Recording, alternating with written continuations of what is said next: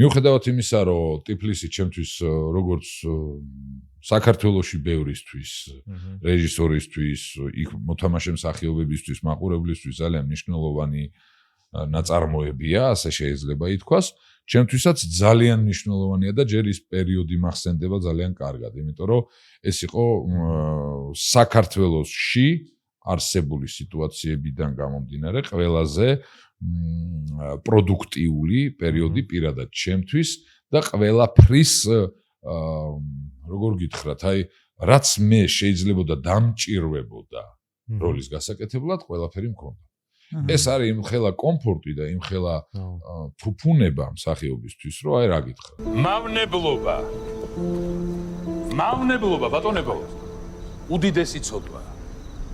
ასევე დიდი ცოდვა სამშობლოს ხალხი. და საცოდავია კაცი, რომელიც ამ ორ ცოდვას ერთდროულად ჩადის.